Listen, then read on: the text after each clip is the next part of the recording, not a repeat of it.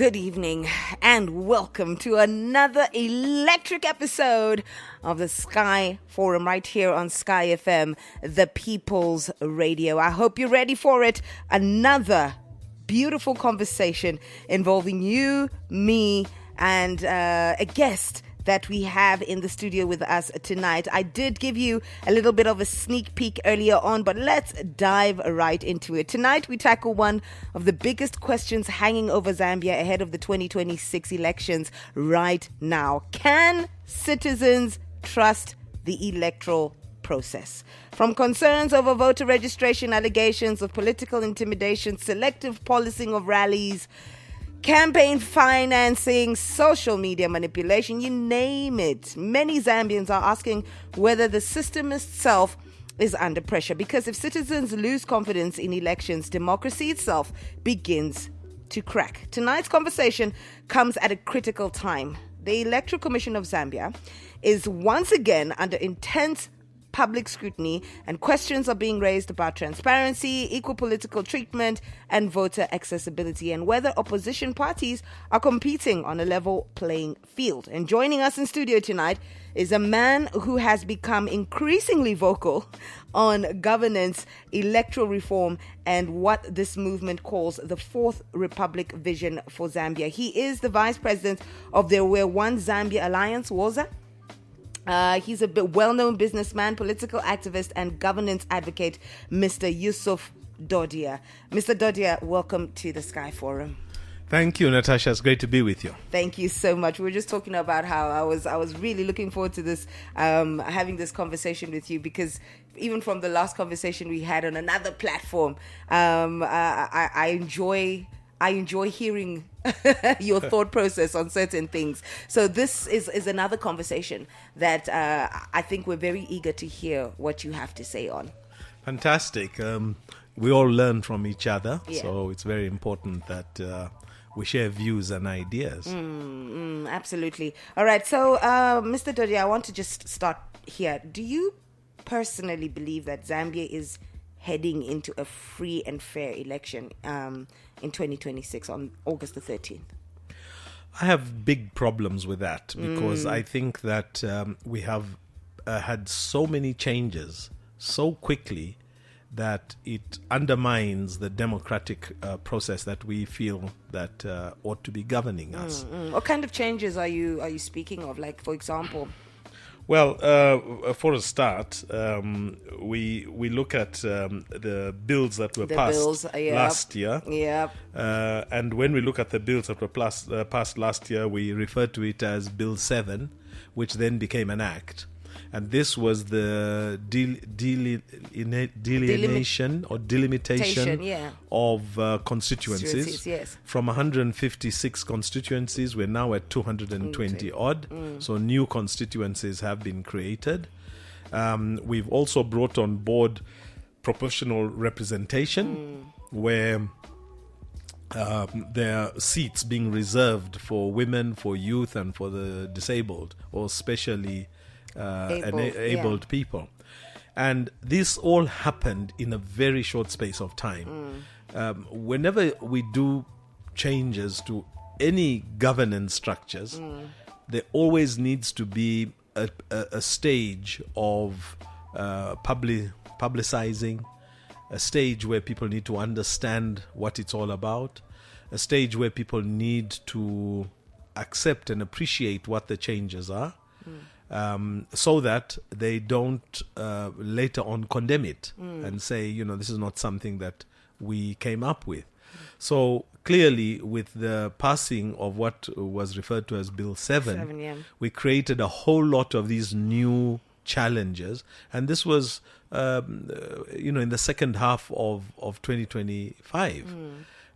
So very few people know much about it, apart from the people that debated it in Parliament, and even the people that debated in Parliament, the members of Parliament, very few questions came up to challenge it and try to get it right. And we've seen this kind of thing taking place over and over again since then, with various other legislation that has been put in place, and of course some of the rules and regulations that are being applied. So, we start with Bill 7, which, as I said, became an act and of 2025. We look back again. We used to have something called the Public Order Act of 1955. It's now been replaced with the Public Gatherings Act of 2020. Is that Bill 71 now? Right. Yes. And in this one, in the previous one, all you had to do was notify the law enforcement agencies that you're going to have a rally.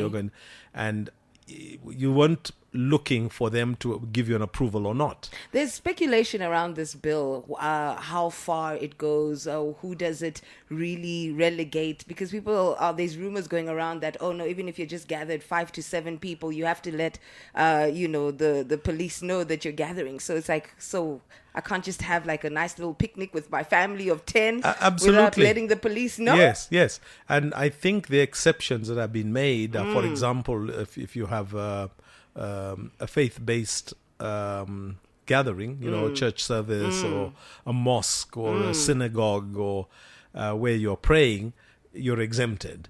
I'm not quite sure, but I would assume that even for a funeral gathering, you'd be exempted. A wedding ceremony, you may be exempted. Okay. But, they're not specific. Yeah. And so what you do is you leave a lot of interpretation to the law enforcement agencies.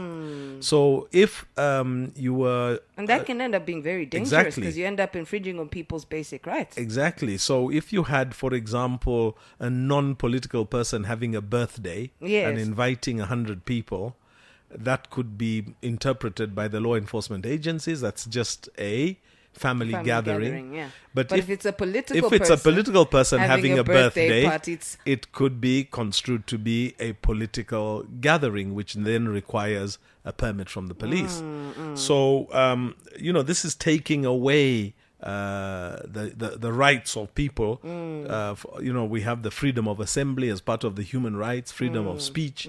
These are all being attacked through these kinds of legislations because we leave too much to interpretation by the agency that's responsible for applying it. We leave it very vague, and therefore it can be interpreted in any way. And any law that leaves that amount of vagueness is a badly crafted law. And that's the problem when you rush these things. The Bill 7 was rushed through Parliament, and because it was rushed through Parliament, it didn't get the benefit of the full input of civil society, faith-based organizations, youth, women, government itself, and of course members of Parliament who represent us in Parliament, to have a thorough assessment of it, thorough analysis, and be able to put in points that would, let's say, panel beat it to be progressive rather than regressive. That it helps people rather than it blocks people. So in its current form and in the way it was done, it seems to be much more regressive than it is progressive. So what we begin to see is a lot of the rules and regulations are kind of sliding towards the kinds of rules and regulations that we favor had, a particular group of people, or rather that favor a one-party state. A one-party state. There we go. Right. We go. So if you're in government, because when you say a particular group of people, you might expect that it's people outside government. Yes. But in this case, it favors government. Yes. So, the one-party state. So, so we see that we have this one act that was passed last year. We have the Public Order Act being replaced by the Public Gatherings Act.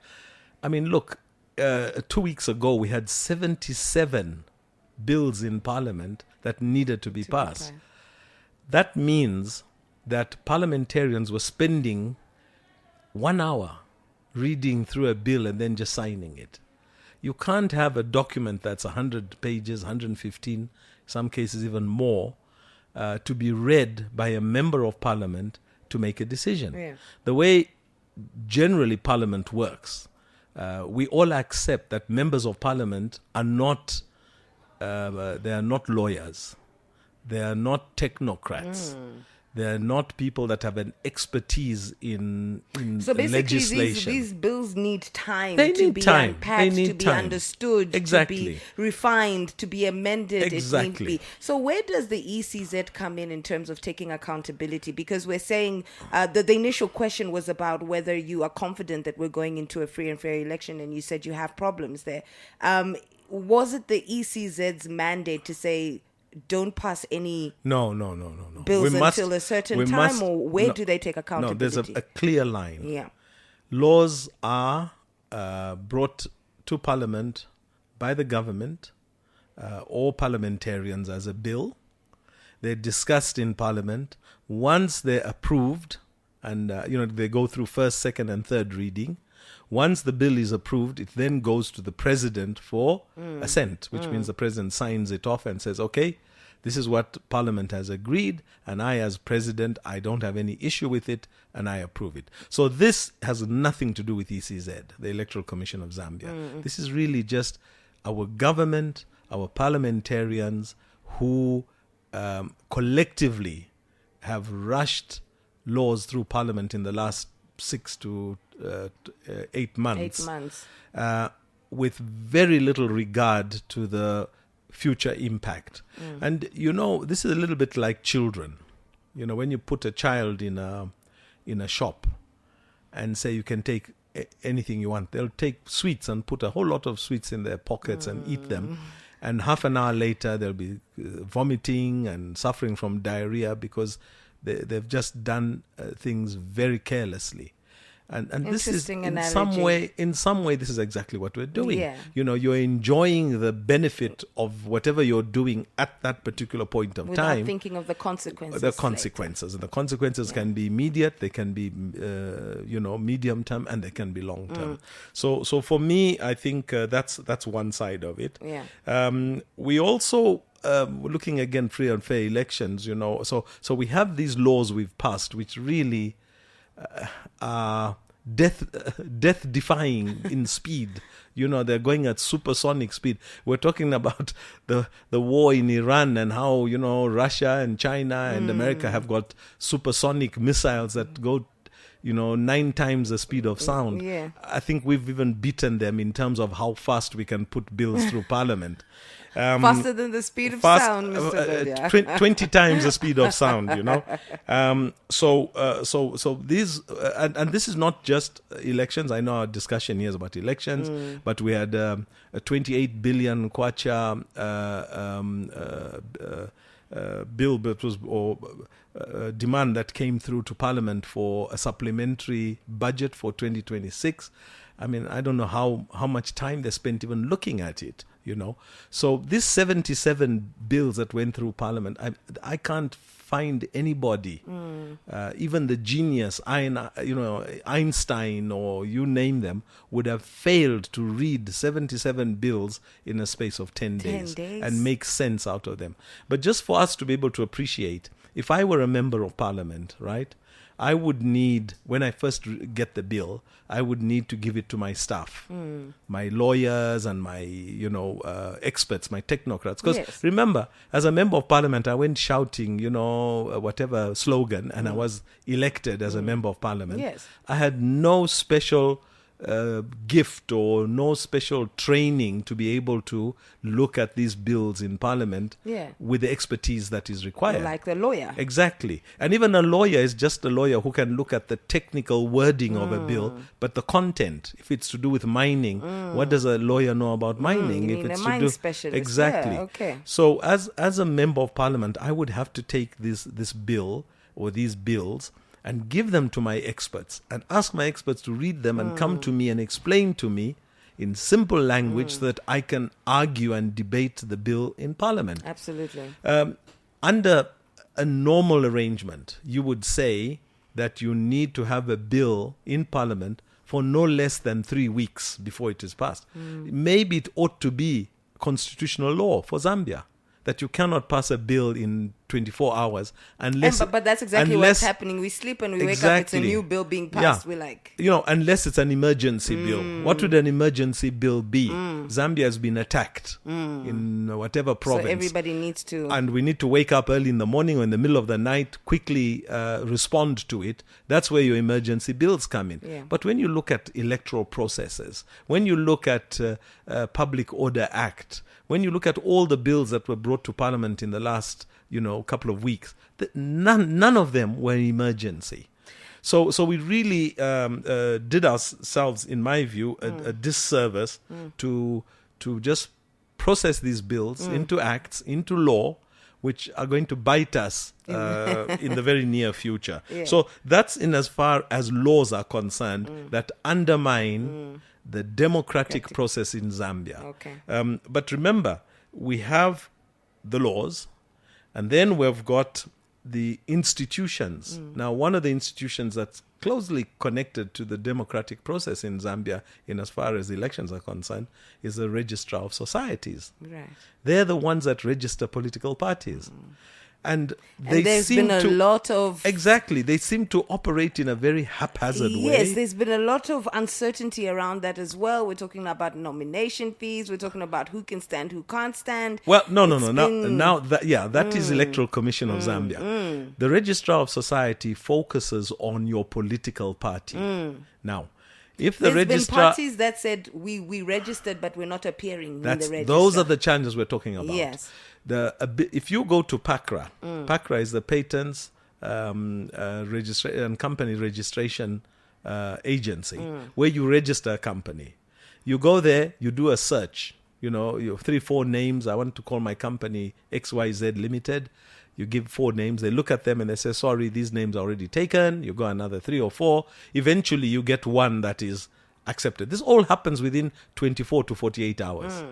Then when you've done it, you put your articles together, you get your people who are going to form your company, directors, shareholders, etc., fill in the necessary forms, lodge it into PACRA. Inside 7 days, you've got a registration certificate of a company. Yes. Is there collaboration between the registrar and ECZ? Good collaboration between the registrar and ECZ in Zambia? Because I would think that there should be good communication between the two so that these things don't happen. Well, no. So again, we must get this very correct. Yeah. The collaboration and communication is if you follow the rules. Right. So if the Registrar of Society, like PACRA, like registering a company, were operating on the same principles, forming a political party would take 1 week. Where you just fill in the papers, etc., reg cards of office bearers, etc., and you take it to Registrar of Societies. And like how you form a company, they would form a society. Remember, the Registrar of Society does political parties, it does NGOs, it does not-for-profit institutions. So it ought to be a very simple and straightforward mechanism. On top of that, if there's office bearer changes, which normally come from a congress, an annual meeting, and so forth, when you've had that meeting, you then have the minutes of that meeting, which are signed by the secretary and the chair of that institution or president or whatever it is, the office bearers that you had registered at the Registrar of Societies, and you lodge it to Registrar of Societies. And overnight, they ought to make the changes so that information with the Registrar of Societies is always current. It's at least 24 hours current. Yes. So now let's assume that I was the president of a party and we had a congress, and in that congress I was dropped. As long as the proceedings of that congress are captured in minutes, signed off by the secretaries and the authorities of that party, submitted to the Registrar of Societies. Registrar of Societies should look at it and say, okay, can we make the adjustments according to what was submitted? And that's it. Now, if after 2 days or 4 days, I didn't like being removed because I was dropped, when I go to Registrar of Societies and complain, they'll tell me this has nothing to do with us. That's what they should do. You have an issue with it. There's a law process, there's a legal process. Take the matter to court and go and fight it out in court. What comes out of the court judgment is what we shall work with. Until then, That's it. So if this was happening, then the Registrar of Societies' position would be very clear on how they are managing political parties. Now, there is, when we talk about the coordination between Registrar of Societies and the Electoral Commission of Zambia, yes. the Electoral Commission of Zambia sets up the rules in accordance with the Zambian constitution, okay, and of course the laws that we've passed. Now, when the Electoral Commission of Zambia, which recently passed, put an act through Parliament, which is the, it's called the, I'm just trying to get the name, the what's it called? Electoral Process Amendment Bill, which was passed quite recently.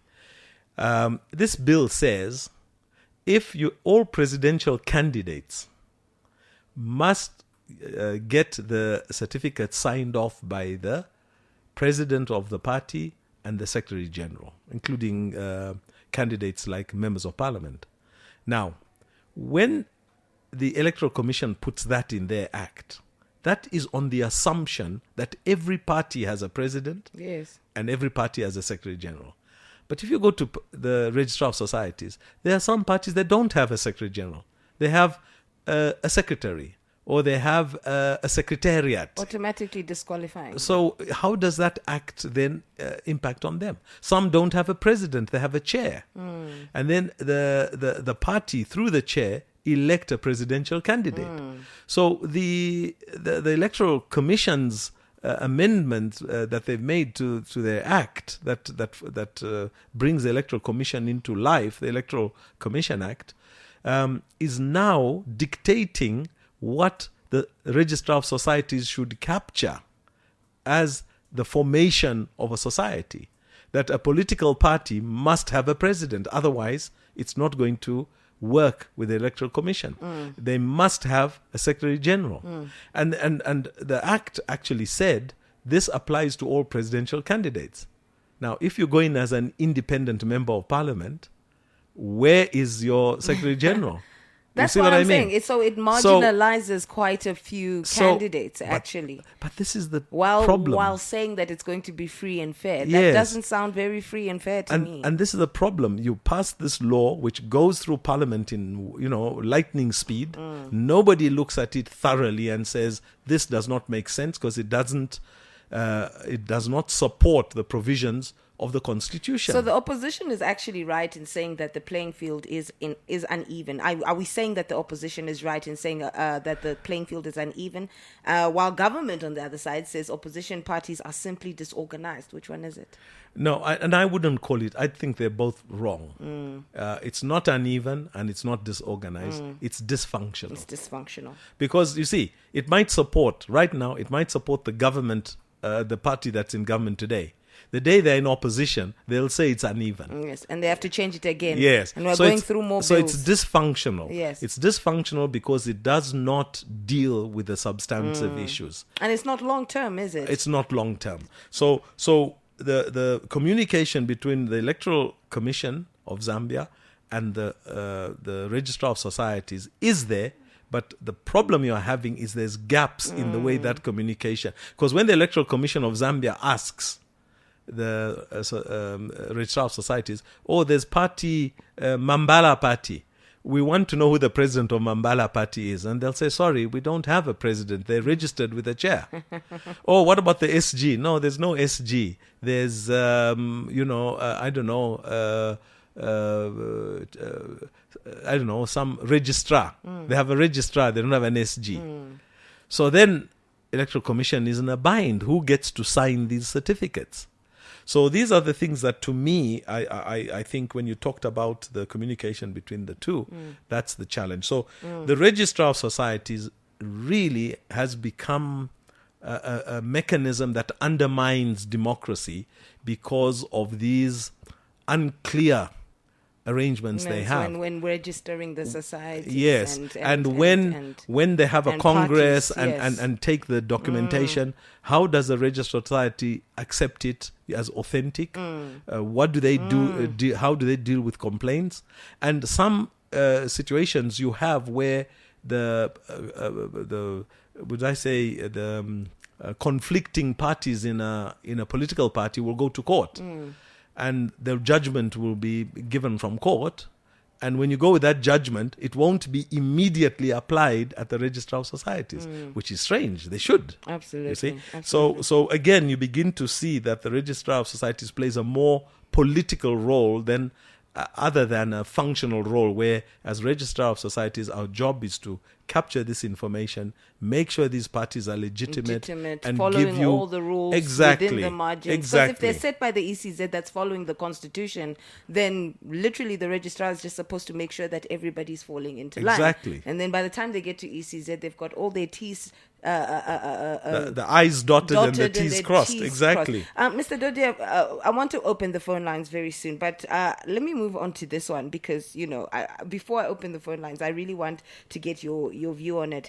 And for listeners following tonight's conversation, here's a little bit of context. The Electoral Commission of Zambia, ECZ, is constitutionally mandated to manage elections, voter registration, candidate nominations, and election supervision.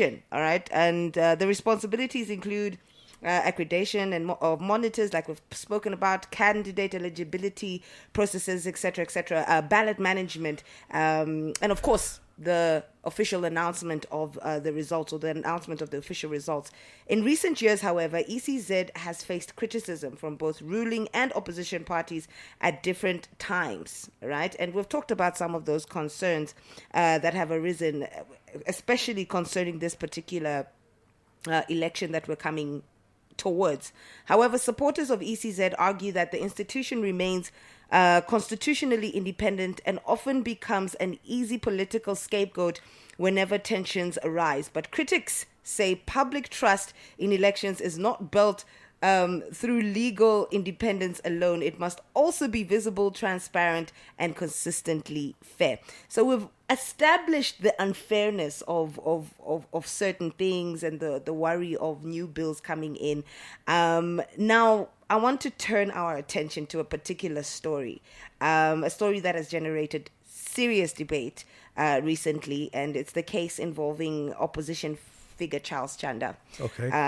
According to recent media reports, Charles Chanda, leader of the United, Prosperous and Peaceful Zambia, that's the UPPZ party, was reportedly declared bankrupt by the High Court following a long-running legal dispute linked to various charges and allegations.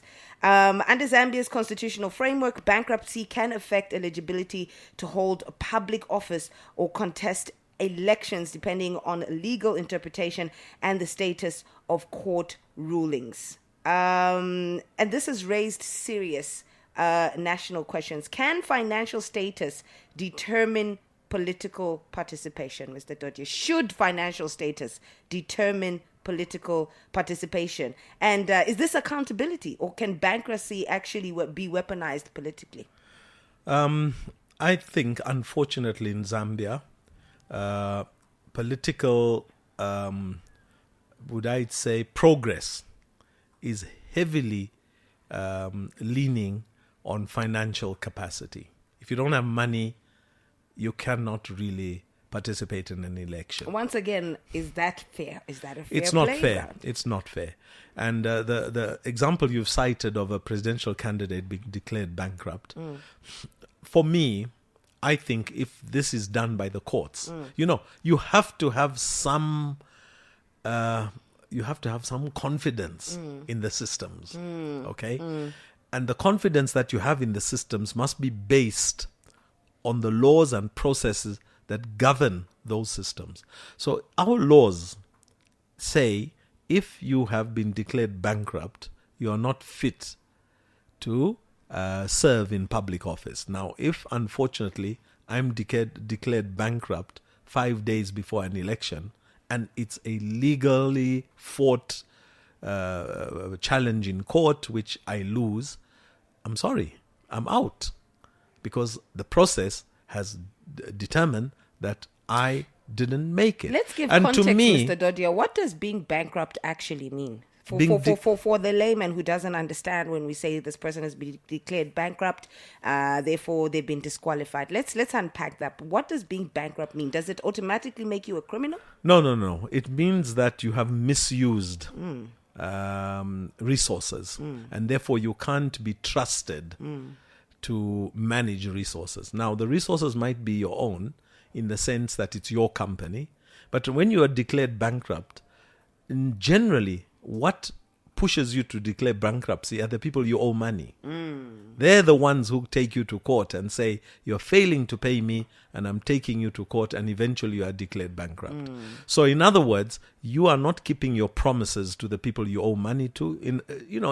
In kind of simple English, you are cheating people. Okay. And if you are cheating people and they shut you down to take you out of business so that you don't cheat more people. So you're not eligible for credit, you're not eligible for loans. For loans, because you borrow and you don't pay back and so forth. Right, you see? There we go. So therefore, really, the public should not be able to trust you. And so, if you're in leadership, how can you be in leadership if they don't trust you? If the public if institutions can't trust you with your own personal funds, exactly. How can the country trust you to make decisions on their behalf? So would you say that Charles Chanda's disqualification is actually legally justified? I think, like I said, if he was declared bankrupt by the courts of law, then as far as I'm concerned, it's the courts of law that have spoken, and we must respect that decision. Now, one might argue that was the court fair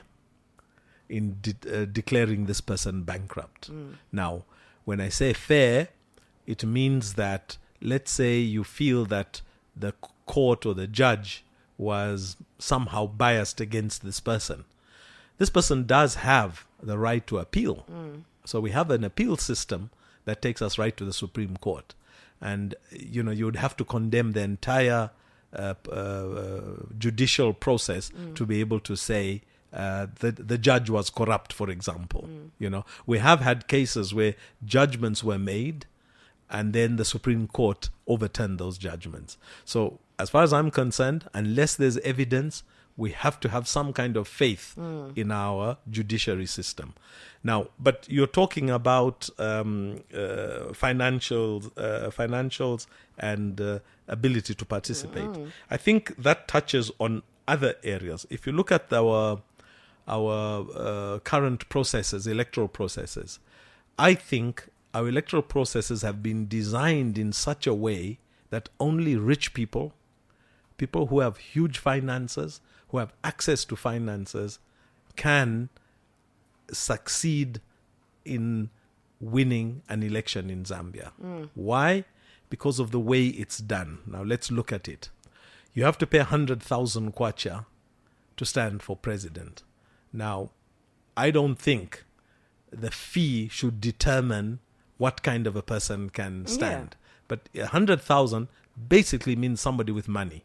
But that person could have borrowed that money from Lord knows where, maybe even stole it. Well, here we are arguing that states get captured. We heard of state capture in South Africa. I think right now there's state capture in the United States by big powers. Yes. But what encourages state capture? It's the cost of having your governance system functional.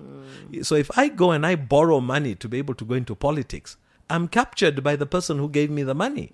I now owe them a favor. So what I would like to say quickly is to say the 100,000 kwacha is excessive. Having the 1,000 supporters, 100 from each province, is fine. But trying to do it in a space of 2 days is undermining democracy. It should have been a whole week, Monday to Friday, to get your supporters. Then after you get your supporters, again, Monday to Friday to file in your nomination as president. And then after that, another Monday to Friday following that to file in your members of parliament. Because if I was running to be a member of parliament and I don't know whether my party is going to participate, because I don't know whether my president has managed to satisfy the Electoral Commission to be a bona fide candidate, I'm going to pay 17,000 kwacha without knowing whether my party is actually going to be in the race. So these things should have been one after the other. So your party supporters first for 1 week, the presidential candidates in the following week, then your members of parliament, and then your ward councillors and mayors finally. So this whole process should have taken 3 to 4 weeks in terms of process. Here we are today as we speak. We're trying to do all of them. We're trying to do presidential. We're trying to do the supporters. We're trying to do the members of parliament. I think they start tomorrow, All the at day the after. same time. All at the same time, which actually eliminates the ability for people to participate. It's, one way of sidelining people is by compressing the timeline and making it very expensive. I just want to ask one final question before we open the phone lines, Mr. Dodier. And if you could, I don't know, just give us a very short or to the point picture of where we're heading as Zambia. Is Zambia seeing the rise of a situation where courts and technical legalities are increasingly shaping who we can and cannot compete politically? Because it's like the rules are increasing. The answer is very straightforward. Are increasing. Yes. We're heading towards a one-party state. And you mentioned that. Yeah. And I wanted to come back to that. Do you believe truly that if we keep on this way, we'll end up there? Yes, we'll be in a one-party state. Democracy will belong to the people who are in government. And unfortunately, when you have that one-party state arrangement, which we saw difficult. In France, you had the French Revolution. In Russia, the Russian Revolution. Yes. The only way that turns around is by revolution. In Cuba, it was a revolution. So we really need to take stock of what we're doing and begin to give power back to the people through ensuring that people can participate, that democracy is good, that when we are in a political battle like we are in this year, it is family pushing each other for leadership. But come the end of August, you have a government that belongs to all the people of Zambia. Absolutely. That everybody must stand behind. So for me, I think that we have taken this too personally, that political parties are perpetually at war with each other rather than political parties saying we are jostling for leadership, we're fighting for leadership. At the end of the elections, we are all part of this one Zambia, one nation, which really means that come 1st of September, whichever president is elected, even it might be somebody I didn't vote for, that person becomes my president. And I think that's the mindset that we need to move towards. What we're doing now is we are actually disintegrating our one Zambia, one nation, and going towards a very, very dark space in as far as developing our country is concerned. Zambians need to be together. Yes. Our enemy is not within. Our enemy is outside. The people who want to get our minerals for free. The people who say there's nothing going on in Zambia. We're not going to help Zambia unless Zambia gives us access to their minerals. Those are the enemies. And if we're not united over our own bills and our own electoral process, how do we even... Yeah, absolutely. So we're in big trouble right now. The phone lines are open, and we want to hear from you. 0966 100 885 or 0777 885 885. Do you trust Zambia's electoral process? These are the questions we're asking tonight. Is ECZ doing enough to maintain public confidence? And should bankruptcy disqualify a political candidate? I'm in the studio with Mr. Yusuf Dodier, and you're through to Sky FM, the People's Radio. Hello. Good evening, Natasha. Good evening, Mr. Kenny. My first caller tonight. Wow, that's nice. Welcome to the show, sir. Yeah, thank you very much. Mr. Dodier, how are you? I'm good, my brother. How are you? I'm okay too. Good. I just want quickly to look on Bill 71.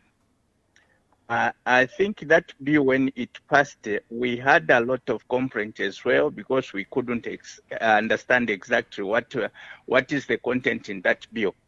But upon going through, I realized that the bill is just okay compared to the old one, which was used which was introduced under colonial masters. That is 1955. because under the old bill, for us to hold my meetings, we were required to get permission from police, and even if you are 3, you were required to get permission from the police. But now, looking at the new bill, the number was increased to 7, and under this case, you are supposed to notify the police, and your promotion, security will be granted. Notifying and getting permission, they are not the same thing.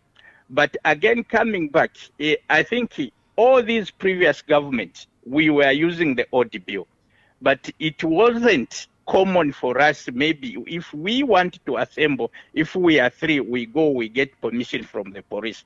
But the thing is, if you are involving people, I mean people from outside the country, there is a meeting that you are supposed to hold, a meeting of importance, that is, you are 3, maybe your friend is from Zimbabwe, the other one is from Malawi, and you are a Zambian, and the meeting is taking maybe at Pamozi Hotel. It was required for us to get permission from the police. It wasn't like this normal gathering whereby they are normal, whereby we can use common sense. Even the law enforcement agent, they will use common sense that no, this a gathering, we are not supposed to get we are not supposed to notify the police. It's a normal thing that has to go as it is. Then again, if you listened to the former Minister of Information, Mr. Jackie Mwimbo, he cleared the air, saying that people, professionals, they were involved. That is in 2022, June. So if we are to say that, no, these guys, they just squeezed us, it's like we are not getting the information from people who are in charge. And that's the thing which is killing us, we Zambians. We like getting stories that are outside the house. Then coming to ECZ, I think these people, I'm very disappointed, because Chanda is the person whom I thought that, no, he has to appear on the ballot paper. But no, we must be very careful. Let us put our house in order so that we won't blame somebody. Now, people tomorrow, they will go. You know for sure that you don't have a political party. Because for you to appear on the ballot paper, you are supposed to have a political party that supports you. Now you hear noise again that, no, these people, they don't want us to do what? To participate in this political parties. But now what happens to the independent candidates, Mr. Kenny? Because we've had a few independent candidates who say, no, I want to stand on my own, not with the backing of a political party, but with the backing of the people. So what happens with independent candidates? Does that automatically deem them... I think Mr. Dodia, he has been in the system for a long time. He has to be there. He has to be fair there and to tell the nation, to the independent, what are the things required according to ECZ and to PACLA. All those things he has to explain. He is quite a senior man, that one. Thank you very much, Mr. Kenny. Thank you very much. Keep those calls coming in, 0966-100-885 or 0777-885-885. Mr. Dodier, what I'm going to do is I'm going to take a few more calls, and then I'll give you about 1 minute to just go through each and every one of them as we're coming towards the end. Okay, no problem. Because, we never have enough time. But I do want to hear from you. 0966-100-885 or 0777-885-885. Is ECZ doing enough to maintain public confidence? Should bankruptcy disqualify political candidates? Would you trust a political candidate if they were running for president? Would you trust them to be a leader of your nation? Or is this actually a justifiable move by the ECZ? Sky FM, the People's Radio. Good evening, madam. Good evening. Who am I speaking to and where are you calling from? You are speaking to Comrade Michael Nalishua. I'm calling you from Lusaka. Comrade Michael, go on with your contribution, sir. Good evening, Mr. Dodia. Good evening, my brother. Yes. First and foremost, let me begin by appreciating you in your discourse on Sky Forum. Some things I would agree with in parts, and some I would disagree with you. Honorable there, Mr. Dodia, this issue of, let me start with the issue of Public Order Act. Remember, this Public Order Act, it favors the people who are in power. This I mean, including the past regimes. I'll quickly remind you, the Amnesty International wrote to the previous government of Edgar Lungu to say, can you repeal the Public Order Act, which was enacted in 1955 when Zambia was fighting its independence? What did the PF do? They never repealed the Public Order Act. The PS by then, Amos Malupenga, said the Amnesty International, their report is malicious and it's fraud by saying that the government of Edgar Lungu supposed to repeal these things, but they never did. Now, today, Mr. Dodia, as I conclude, you are accusing my government over the gathering whatever bill. I think let's be fair as Zambians. When other parts try to improve, which the PF failed to improve, we should give them an applause for doing that. As I conclude, the presidential candidates, they are aware about the guidelines which were given by the ECZ. People should not be surprised, sir, when you go to ECZ and you are disqualified. No. Put your house in order so that no one should disqualify you. Thank you so much for listening.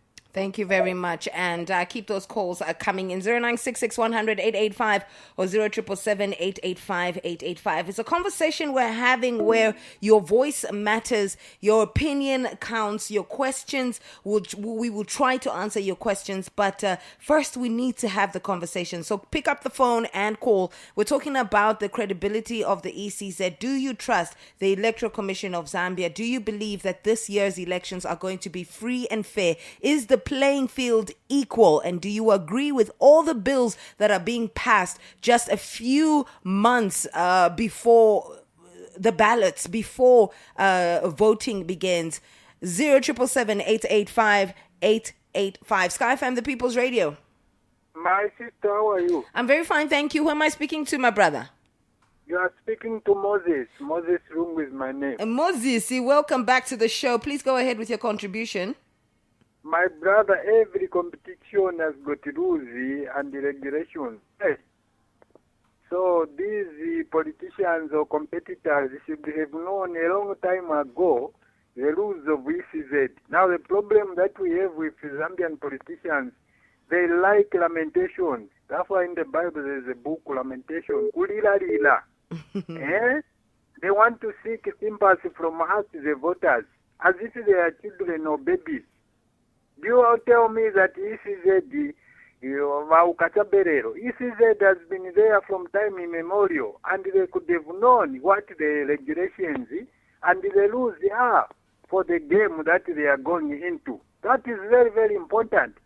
So I'm not going to accept any excuse from these competitors. No, I'm not going to accept that. This is the same ECZ. Even when the UPND was in the opposition, they used to accuse this ECZ with all sorts of things. No, there is pre-marked ballot papers. You could hear a lot of things. But is it not the same ECZ that made them say they win our UPND? The same ECZ. So even today, this same ECZ, we the voters, if we want, ECZ does not vote.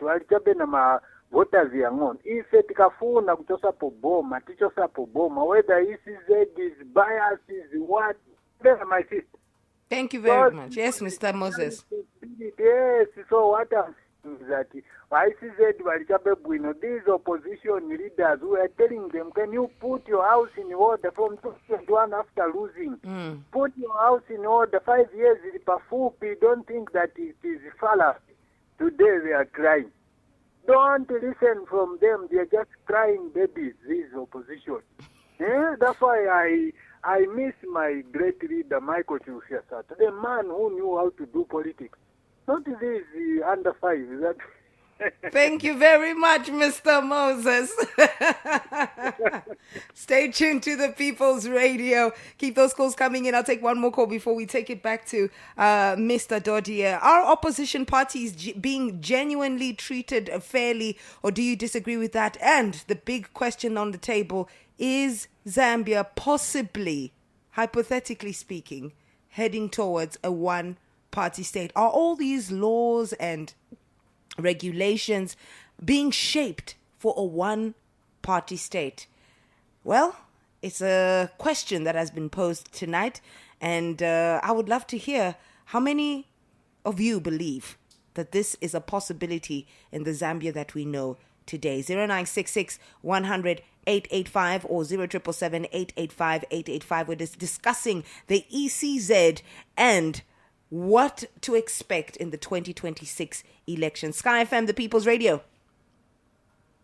Hello. Hello, who are we speaking to? Where are you calling from? Yes, you are talking to Edward Mangala. To who? Edward Mangala. Edward Mwangala. Please go ahead with your contribution and please greet our guest tonight. Yeah, I just want to contribute from the big minority, like Mr. Edward, your line is very, very, very unstable. Okay, unfortunately, I'm going to let you go. Please do try call back as soon as possible. But right now, I can't hear you. We can hardly hear you. Sky FM, the People's Radio? Yeah, lost Edward there. Sky FM, the People's Radio? Yes, hello. Hello, who are we speaking to? Where are you calling from? Yes, you are speaking to Lloyd Mwande. Lloyd, welcome to the Sky Forum. Yes. Good evening, Mr. Dodia. Good evening, my brother. Yes. I think I would love to touch on the Bill 71. Yes. Yeah. So when you look at it, you'd find that this bill, it's a fair bill, but just that our politicians in Zambia, that there are people who are crybabies, so to say. Sorry for using such a term, because they always fight for power, not really to serve Zambian people's interests.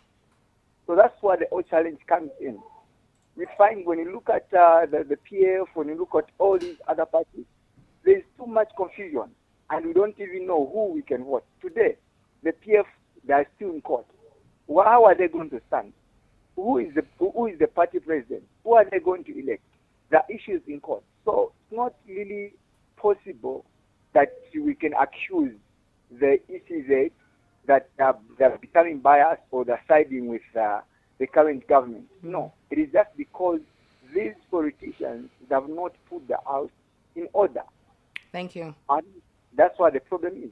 Thank you very much, Mr. Lloyd. You're welcome. All right. I'm going to turn it back to you, Mr. Dodi. Calls coming in from Kenny, Michael, Moses, Edward, and Lloyd, all with different views, different angles, different perspectives. How do you respond to those? The floor is yours, sir. Okay, thank you very much. Mr. Kenny and several others, I think, including Mr. Michael, Mr. Moses, Mr. Lloyd, all talked about the Public Order Act. And the Public Gathering Act, the Public Order Act of 1955 and the Public Gathering Act of 2026. Yes.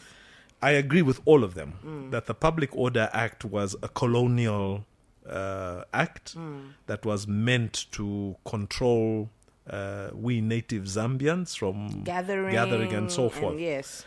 The problem we have is that we have not moved from a bad act to a better act. Because in the Public Order Act, you just had to notify the police. Now you have to get permission. So we have gone from bad to worse. Great. Permission to gather? Yes, so permission they to have gather. the right to say no? No, they have the right to say no. So, my brothers, Mr. Kenny, Mr. Michael, Mr. Moses, Mr. Lloyd, please read both of them. Read the Public Order Act of 1955. We needed time. You can't pass this act in 2 days, 77 acts, because you haven't read them. All you've read is the heading. You haven't read the detail. You know, there's a saying, the devil... Notify the police. You don't see the fine print. You don't see the fine and print. ask for permission. Yes, the devil is in the detail, they say. Yes. So now we have to ask for permission. In the Public Order Act, you didn't ask for permission. You just wrote a letter to police. I'm having a rally on such and such a day, And if they object, they have to object with a good Valid reason.